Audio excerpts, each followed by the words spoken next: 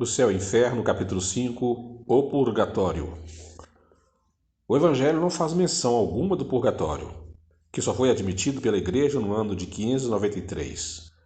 É incontestavelmente um dogma mais racional e mais conforme com a justiça de Deus que o inferno, porque estabelece penas menos rigorosas e resgatáveis para as faltas de gravidade mediana. O princípio do purgatório é, pois, fundado na equidade, porque comparado à justiça humana é a detenção temporária a par da condenação perpétua. Que julgar de um país que só tivesse a pena de morte para os crimes e os simples delitos? Sem o purgatório, só há para as almas duas alternativas extremas: a suprema felicidade ou o eterno suplício. É nessa hipótese que seria das almas somente culpadas de ligeiras faltas? Ou compartilhariam da felicidade dos eleitos, ainda quando imperfeitas, ou sofreriam o castigo dos maiores criminosos, ainda quando não houvesse feito muito mal, o que não seria nem justo nem racional.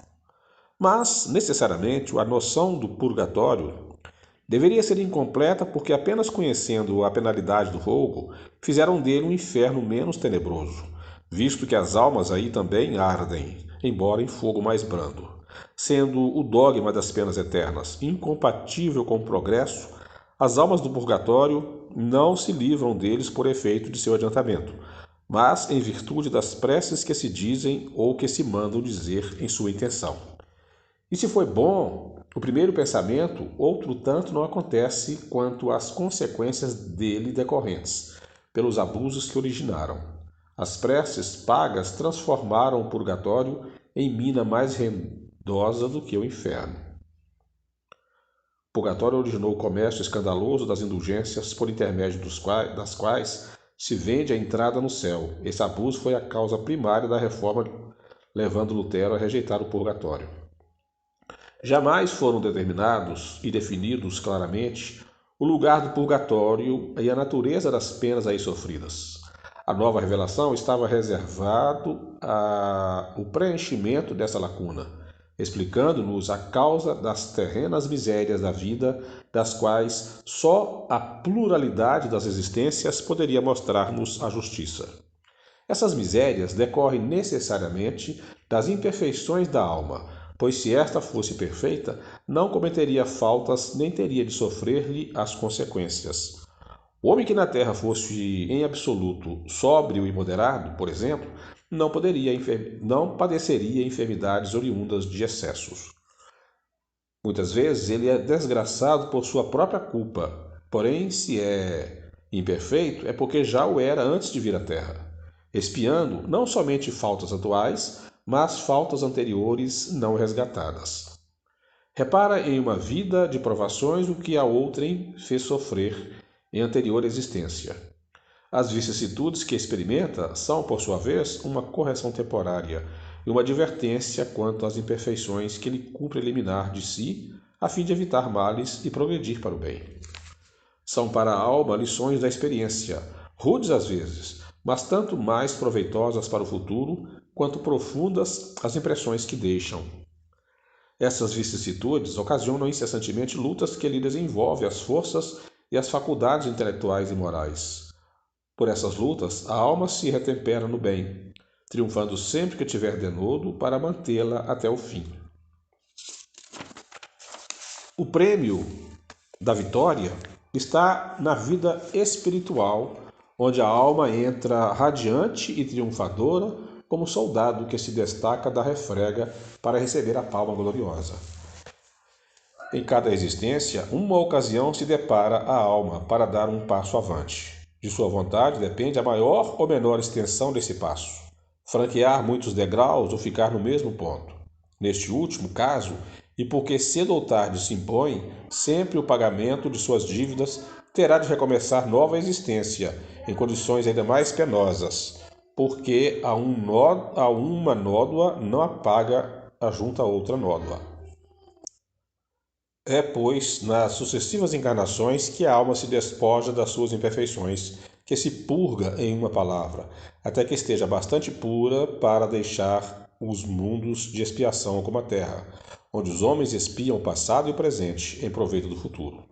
Contrariamente, porém, à ideia que dele se faz, depende de cada um prolongar ou abreviar a sua permanência segundo o grau de adiantamento e pureza atingido pelo próprio esforço sobre si mesmo. O livramento se dá não por conclusão do tempo, nem por alheios méritos, mas pelo próprio mérito de cada um, consoante estas palavras do Cristo, a cada um segundo as suas obras, palavras que resumem integralmente a justiça de Deus. Aquele, pois, que sofre nesta vida, pode dizer-se que é porque não se purificou suficientemente em sua existência anterior, devendo, se o não fizer nesta, sofrer ainda na seguinte. Isto é, ao mesmo tempo equitativo e lógico. Sendo o sofrimento inerente à imperfeição, tanto mais tempo se sofre quanto mais imperfeito se for. Da mesma forma, porque tanto mais tempo persistirá uma enfermidade, quanto maior a demora em tratá-la. Assim, é que enquanto o homem for orgulhoso, sofrerá as consequências do orgulho, enquanto egoísta, as consequências do egoísmo. Devido às suas imperfeições, o espírito culpado sofre primeiro na vida espiritual, sendo-lhe depois facultada a vida corporal, como meio de reparação. É por isso que ele se acha nessa nova existência, quer com a pessoa a quem ofendeu, quer em meios análogos àquele em que praticou o mal, quer ainda em situações opostas à sua vida precedente, como por exemplo na miséria, se foi mal rico, ou humilhado, se orgulhoso. A expiação no mundo dos espíritos e na terra não constitui duplo castigo para eles, porém um complemento, um desdobramento do trabalho efetivo a facilitar o progresso. Do espírito depende aproveitá-lo. E não lhe será preferível voltar à terra com probabilidade de alcançar o céu, a ser condenado sem remissão, deixando-a definitivamente? A concessão dessa liberdade é uma prova da sabedoria, da bondade e da justiça de Deus, que quer que o homem tudo deva aos seus esforços e seja o obreiro do seu futuro. Quem feliz por mais ou menos tempo, não se queixe senão de si mesmo, pois que a rota do progresso lhe está sempre franca.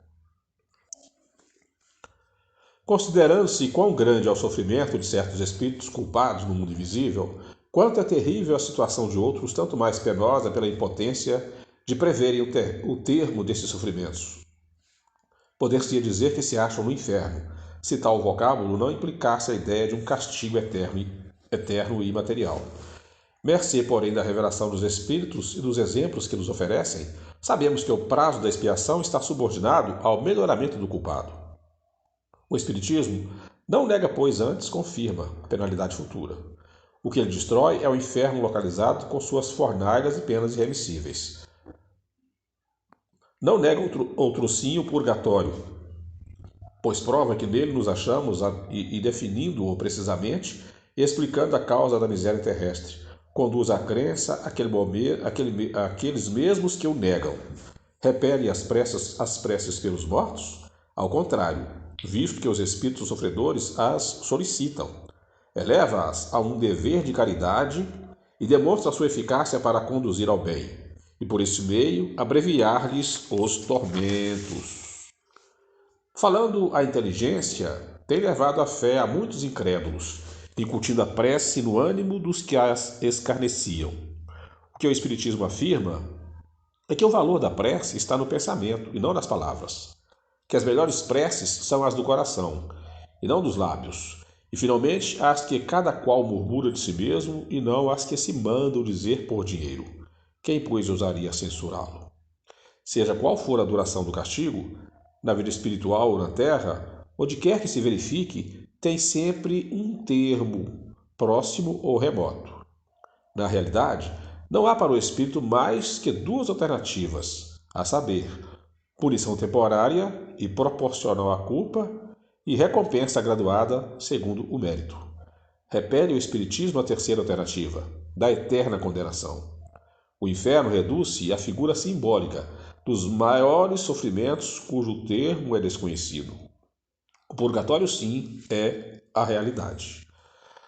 A palavra purgatório sugere a ideia de um lugar circunscrito.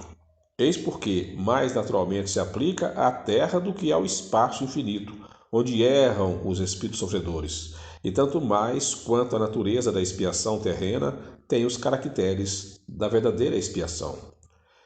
Melhorados os homens, não fornecerão ao mundo invisível senão bons espíritos, e estes, encarnando-se, por sua vez, só fornecerão à humanidade corporal elementos aperfeiçoados. A terra deixará então de ser um mundo expiatório, e os homens não sofrendo mais as misérias decorrentes das suas imperfeições. Aliás, por esta transformação que neste momento se opera, a terra se elevará na hierarquia dos mundos. Mas por que não teria o Cristo falado do purgatório? É que não existindo a ideia, não havia palavra que a representasse. O Cristo serviu da palavra inferno, a única usada como termo genérico, para designar as penas futuras, sem distinção. Colocasse ele ao lado da palavra inferno uma equivalente a purgatório, e não poderia precisar-lhe o verdadeiro sentido sem ferir uma questão reservada ao futuro. Teria, enfim, de consagrar a existência de dois lugares especiais de castigo. O inferno, em sua concepção genérica, revelando a ideia de punição, encerrava implicitamente a do purgatório, que não é senão um modo de penalidade. Reservado ao futuro, o esclarecimento sobre a natureza das penas competia-lhe igualmente reduzir o inferno ao seu justo valor. Uma vez que a Igreja, após 6 séculos, houve por bem suprir o silêncio de Jesus quanto ao purgatório, decretando-lhe a existência, é porque ela julgou que ele não havia dito tudo, e porque não havia de dar-se sobre outros pontos o que com este se deu.